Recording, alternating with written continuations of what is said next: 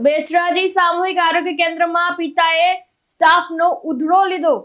આ સમાચાર મળી રહ્યા છે કે બેચરાજી સામૂહિક આરોગ્ય કેન્દ્રમાં પિતાએ સ્ટાફનો ઉધડો લીધો છે। નર્સને લાફો ઝીંક્યો અને અકાઉન્ટન્ટને મારી નાખવાની પણ એક ધમકી આપી છે આ પિતાએ।